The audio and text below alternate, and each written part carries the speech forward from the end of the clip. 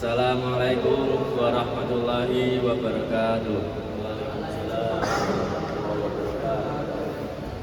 Bapak lan Ibu guru ingkang kula hormati sarta kanca-kanca ingkang kula tresnani. Puji syukur dumateng Gusti Allah Subhanahu wa taala. Kita sedaya taksih dipun paringi kasarasan saengga saged kempal wonten ing mriki kanthi kahanan ingkang becik.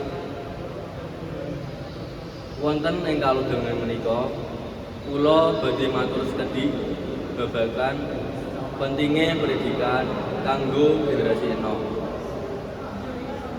Kita sedaya mangertosi bilih pendidikan menika boten namung golek ijazah utawi biji ingkang sae.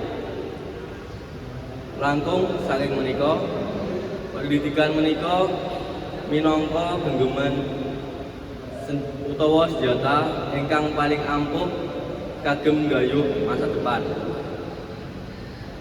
Wonten unen-unen bilih pendidikan minangka dalan tumuju masa depan sing luwih becik.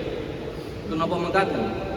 Pisan kanthi ilmu kita saged bedakaken pundi ingkang leres lan pundi ingkang klintu. Pindho, pendidikan saged ngasah watak lan moral supados kita dados pribadi ingkang gadah tata krama.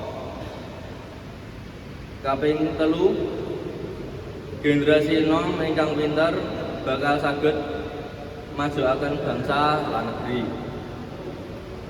Mila saking menika kagem kanca-kanca sedaya, monggo kita ngginakaken wekdal kanthi sae. Ampun males-malesan anggenipun sinau. Elinga bilih pengorbanan bapak lan ibu kita menika ageng sanget supados kita supaya saged sekolah. Muga-muga kita sedaya saged dados generasi ingkang migunani tumrap rakyat, masyarakat lan negeri. Cekap semanten atur kula menawi wonten kelentu lan kalupatan anggenipun kula matur kula nyuwun agungipun pungkasaning. Wassalamualaikum warahmatullahi wabarakatuh. Waalaikumsalam.